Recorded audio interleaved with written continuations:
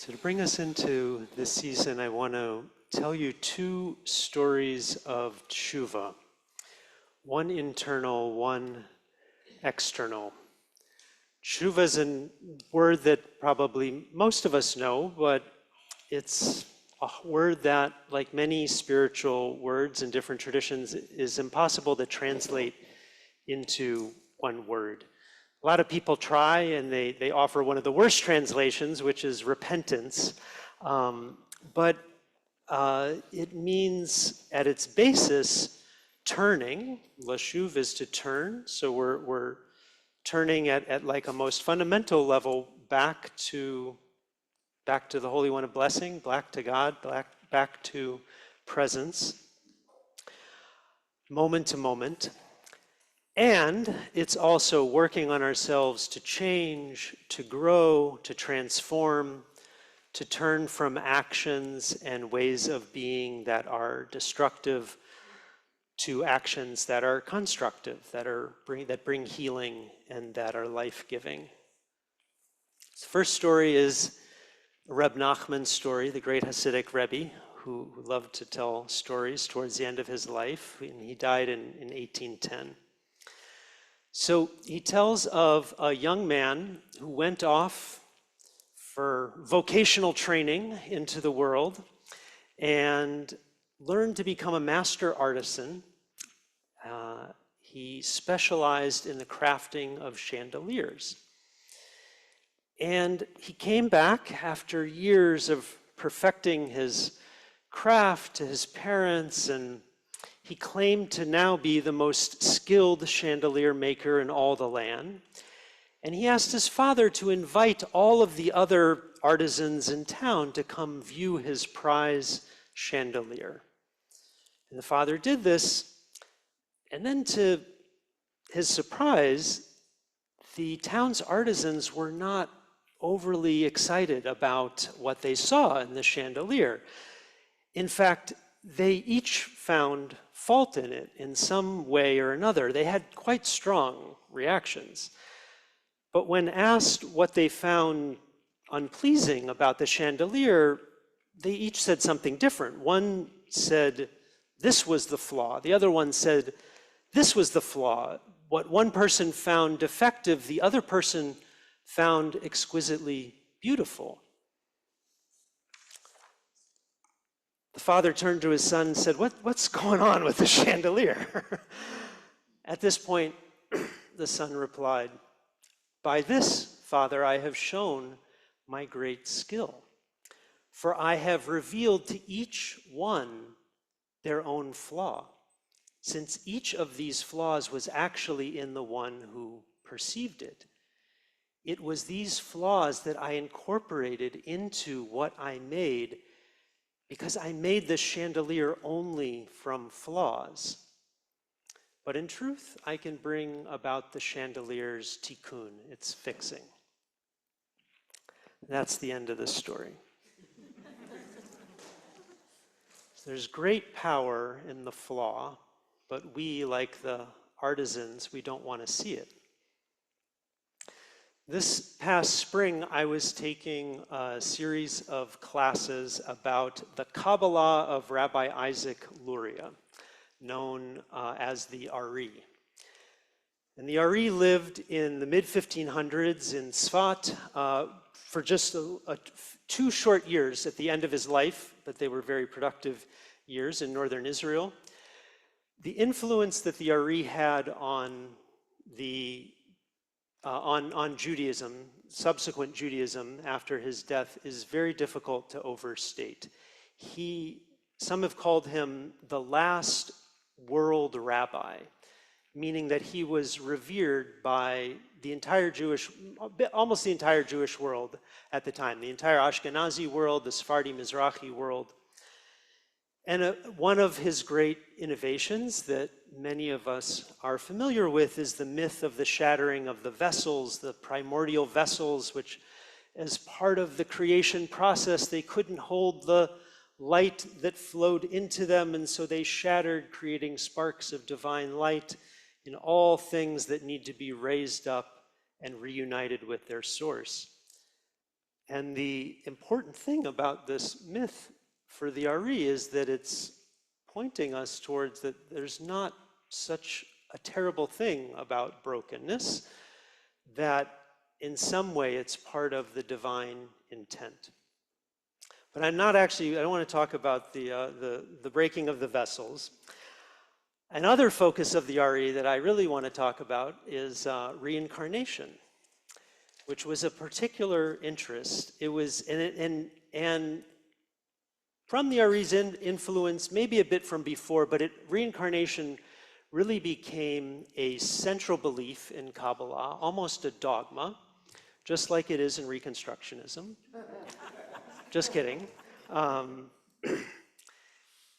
But the teacher of the class that I had, Avraham Leader, pointed out that the Ari focused so much on reincarnation because he was really interested in this idea that each one of us has a particular purpose to fulfill in our lifetimes. It wasn't, he wasn't reading New Age books or watching New Age YouTube videos. This was his understanding that each of us is trying to make a particular tikkun based on the nature of our soul, but we don't know what that tikkun is. And of course, tikkun is another one of those impossible to translate into one word Hebrew terms, but here it means healing, repair, rectification. And now here's really the point, that in the Ari's view, we get insight into our particular tikkun, the particular tikkun of our individuated being, our soul, that we need to make in this lifetime, not through the cultivation of and knowledge of our strengths, but through insight and awareness into our essential flaw, what's called the chisaron in Hebrew, or a lack, perhaps, but flaw is a good word. The already fixed parts of our being are basically there for the ride and to support the process, but they're not for the transformation. So Reb Nachman then took the Ari's abstract teaching and made it into a story to tell us the power of the flaw. You can think about it. What is that one element of your deep personal wiring that you struggle with, that you wish was different, that if you make a tshuva list every year, you think about, your elements of tshuva year to year, it's always right there on the list. It never seems to go away. It's always there. So now I invite you to hold out the possibility that there might be something really powerful there in that flaw, something that could be even essential to the particular tikkun that your neshama, that your soul needs to make. Or sometimes we have multiple tikkunim. As we think about how do we approach working on ourselves in this season of tshuva, what if our greatest flaw is our greatest gift? What if it's the central element of the tikkun that each of us need to do in the world? It's like one of Rabbi Daria's favorite verses from the Psalms that we sing in Hallel. We say, Even masu habonim haita lerosh pina. The stone that the builders rejected has become the foundation stone.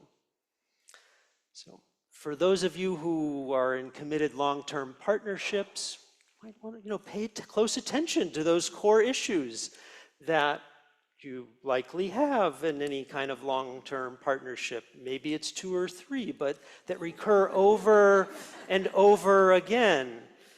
Instead of something difficult to struggle against, how might that recurring thing be essential to your tikkun? And you can apply this to other close relationships as well.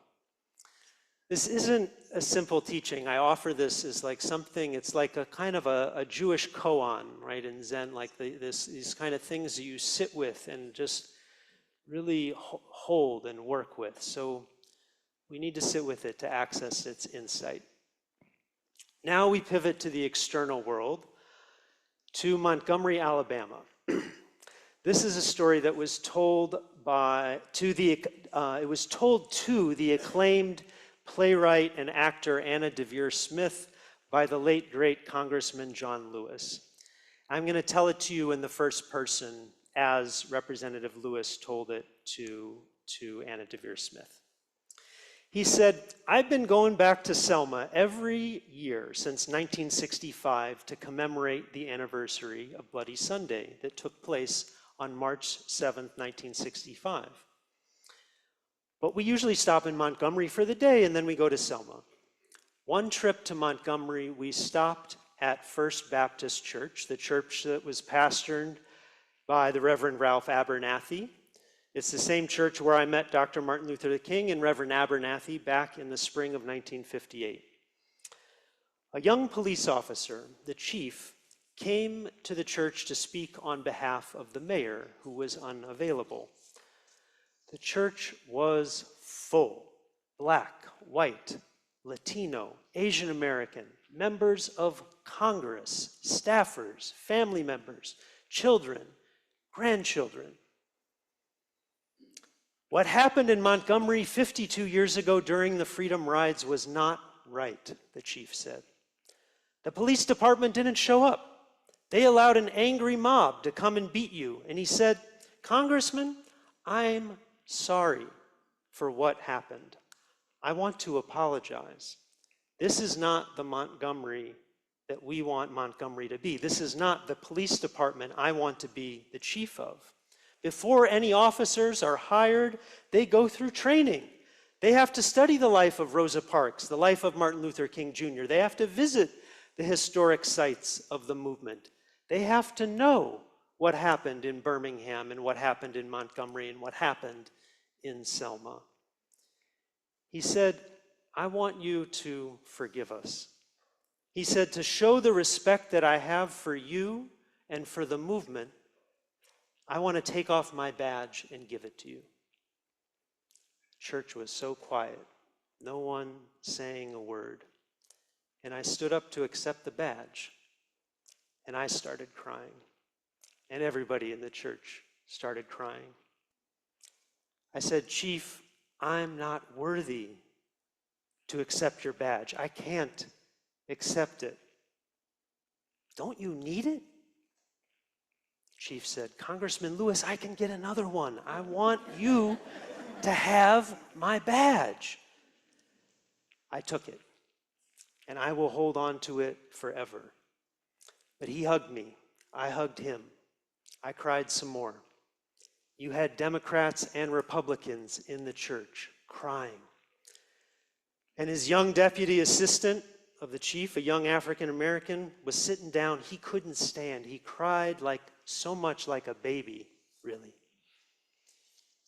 It was the first time that a police chief in a city where I visited or where I got arrested or beaten during the 60s ever apologized.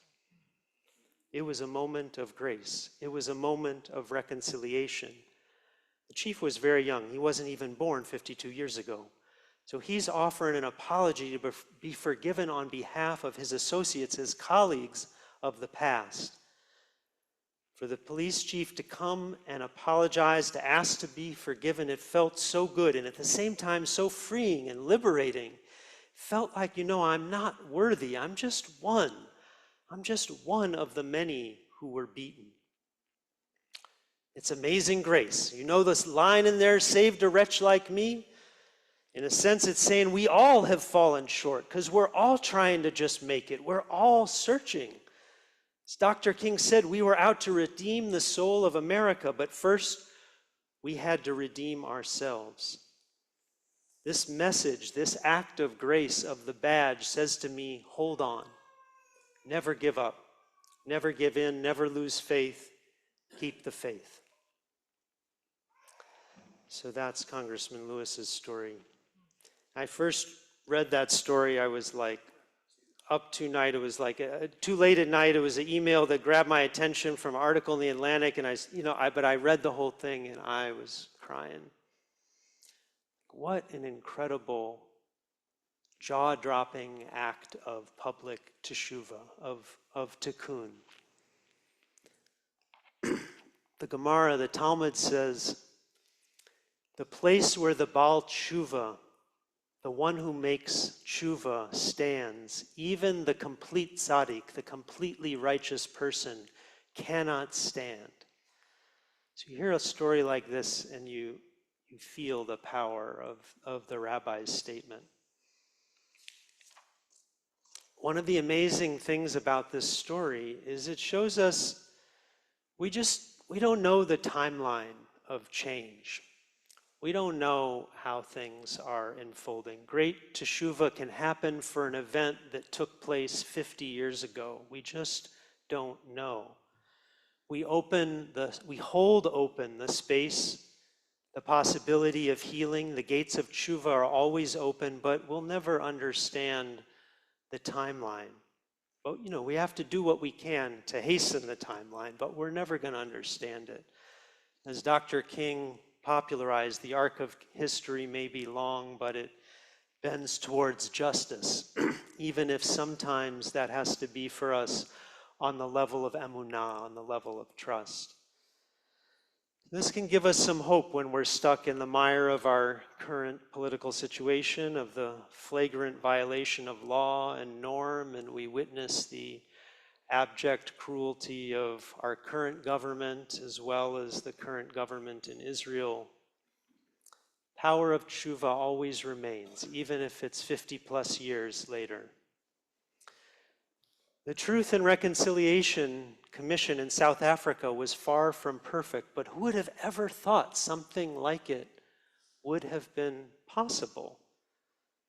One day there will be a true reckoning in our country for the genocide of Native Americans, for our enslavement of African Americans.